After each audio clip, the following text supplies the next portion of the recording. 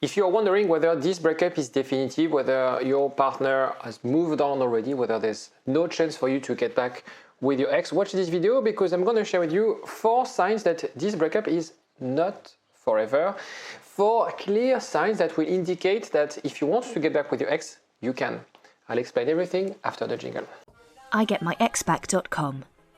Everyone deserves a second chance. First of all, you have to understand that most breakups are definitive. Most breakups, statistically, are definitive. And in our life, we have relationships that change the course of our history in a way. We meet people, we start relationship, we construct something with people, and this is different. And this is probably why you're watching this video, is because this story was special. And also the fact that hopefully you are convinced or you know that your partner was in love with you, that it was a mutual relationship. And you have this belief that you can fix things, you can repair the relationship.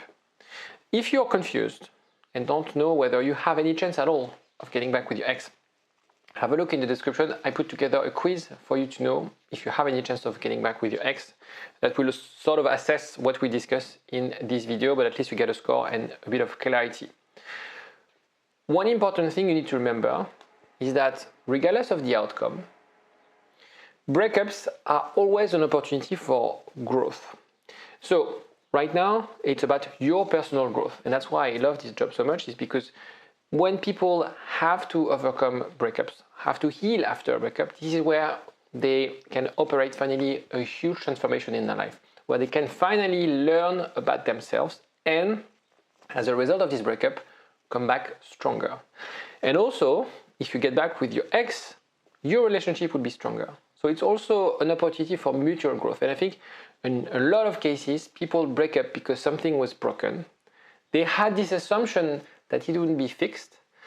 And when you repair it, the same way when you break a leg, your bones are stronger. So I don't know if it's a kind of a relevant image, but people who break up and who manage to get back together with the right sort of approach, taking their time, building up intimacy, addressing their issues, are stronger than couples who stay together and don't address any of their problems. And there's a lot of people who are what we call unhappy married people. And I don't want you to be in that category. I want you to be in a relationship and happy and in sort of a fulfilling relationship with your partner. The first sign is previous breakups. It's the idea that you guys broke up in the past and got back together in the past. And there's a pattern using breakup, maybe from your side, maybe from their side, as a way to communicate that something is not working. So your role is to understand the root cause of the breakup and stop this pattern of breaking up, getting back together, breaking up, getting back together. And it's very simple. If you address those issues, you will get back together. And sometimes it's just a question of tweaking a little parameter in the relationship, because the thing is, people break up when they feel like, I've had enough. You haven't been there for me because of X, Y, and Z. And these things doesn't necessarily require a big effort from your side, but because they didn't see any progress, they didn't see that you were making progress towards that goal, they break up. So it's just about, okay, what do I need to do? What do we need to do?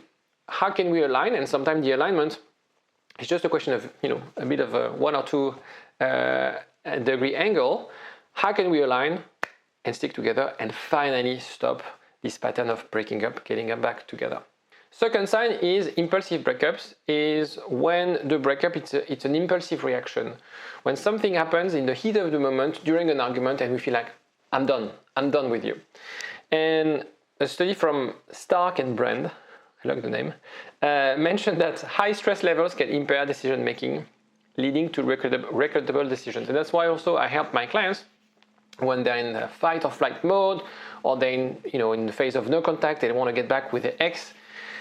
Be aware of your stress level, because if you're under stress, if you're under pressure, you'll make mistakes. And this is what happens very often in relationships. When we have a heated argument with our partner, we feel like, okay, I'm done. And then very quickly we regret. And so here it's about, I need the relief. I need to move away from the tension like a volcano. I need to explode. And then when things will settle down, they'll get back together. They'll appreciate that they went too far, they said things that they regret. So it's just a question of leaving a bit of time, leave them a bit quietly, and then re-engage at a later stage. Third sign is what I call stress-induced breakup, so similar to the impulse, but here is about something happening outside of the relationship. Work, family, you have parents who are ill, that are really putting a lot of pressure on the relationship. For instance, just the element of timing constraints. If you have, I don't know, maybe a baby. My kids are now older, but when you have a newborn, you don't sleep. You don't have a lot of time for your relationship. And it can really affect the relationship. And it's not because of you, it's not because of your partner, it's just because of this sort of new element in your environment. So it could be work, could be kids, etc. And what you have to understand is that this problem is not intrinsic to your relationship. It's something outside, it's from the environment. And that means that you can change it. That means that you can adapt. It's not about you and your partner, it's not about your chemistry, it's not about your attachment style, it's just something outside of your relationship that will impact the dynamic of the relationship. And so very often we have this very negative view of our relationship when we break up. But have a look and assess whether the circumstances of this breakup was mostly due by external factor or internal factor. And what will happen is, as soon as you remove the pressure, as soon as you adapt your lifestyle, you'll get back together and realign very, very quickly. The fourth sign is that your ex is staying in touch with you. You have to understand that there's no reason for your ex to stay in touch with you if they wanted to break up with you. And so that indicates that it's hard for them to let go. That indicates that for them it's hard not to be in touch with you, not to have any news from you, to remove yourself from their life. And so as you have lingering feelings, this is a sign, a clear sign that actually it's not over. A clear sign that maybe they left the relationship, but in a way it's hard for them to leave you. It's hard to let go. And so this is a clear sign that it's not the end. You shouldn't give up. However, that doesn't mean you should stay in touch with your ex forever. Because the problem is that when you stay in touch with your ex and there's no phase of no contact, you kind of establish a new relationship outside of the intimate, loving relationship to where exes and kind of friends, and I don't necessarily need to commit, we can, I can be reassured that you're around, etc. And that will create a precedent where your ex feels like, okay, well, it seems to work. I'm not scared anymore. There's no fear of commitment, of the pressure from the relationship. I still have you in my life as an emotional support, as a confidant, etc., etc. So I kind of, they are shopping what they want from you. You have to create the conditions for you to be, you take me as a whole or you don't take me. You wanted the breakup, I'll give you the breakup. So it's important to create a phase of no contact. How long? It depends. Because that will also indicate your partner that, okay, we need a bit of time apart to process the breakup, to reflect. Because when you'll get back in touch, it's not just to be your emotional support. It's not just because I want to be your confidant. It's because I want to build something. Obviously, the approach is taking it slowly, using effective communication. There's so many things that you need to do. But it's important for you to understand that if they maintain contact, again, they have absolutely no incentive unless they still have feelings for you. It's as simple as that. I understand that not most of my clients, but a lot of people calling me, they are blocked from their ex. And they ask me, like, what should I do? Well, when you're blocked, you're blocked. There's nothing you can do, because if you try to message them or find ways, that will even make it even worse. And so the point here is, if your ex broke up with you, they want to stay in touch with you, there's something you can leverage, something you can work on. Now, of course, I don't want you to spend your time, spend your energy, waste your time, waste your energy trying to recover a toxic or a relationship, or what we call exhaustion relationship. If you have a pattern of breaking up, getting back together, breaking up, getting back together, that will create a lot of resentment, a lot of exhaustions. Also, if your relationship is abusive and toxic, you have to let go, you have to move on.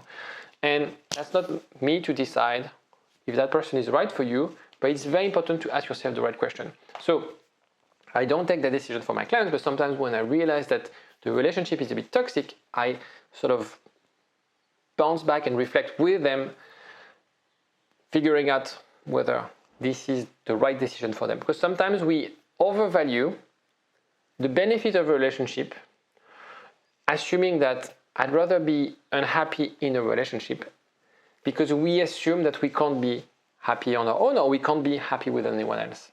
So it's, challenging those belief systems. And again, something you can do with a therapist. And I forgot to mention that if you have any questions, don't hesitate to let me know in the comment section. And there should be a link somewhere if you want to book a call with me. Conclusion, don't lie to yourself. Most breakups are definitive. I'm not gonna lie, my job, the name of the channel is I Get My Ex Back. Most breakups are definitive. So probably most of the people watching this video, you're kind of wasting your time. So take the quiz actually, if you're not sure, because a lot of people, I think 50% of people taking my quiz, they have a score below 15, which indicates that they are kind of wasting their time. It's about communicating effectively from this point onward. So knowing that there's a chance doesn't mean that you're necessarily gonna get back together. And nobody can predict that. Be aware of anyone telling you, yeah, if you buy this or if you get that, you get 100% chance of getting back with your ex. It doesn't work like this, unfortunately. And it's important to use this because a breakup is just a signal that something wasn't working. So what needs to change? Your ex will not get back with you if nothing changes. The relationship won't work if things remain the same. And so, as I said, establish a phase of no contact to reset those things, to work on things you need to work on, to adjust your life, for example, and get back stronger. Again, if you have any questions, don't hesitate. I'll see you next time. Bye-bye.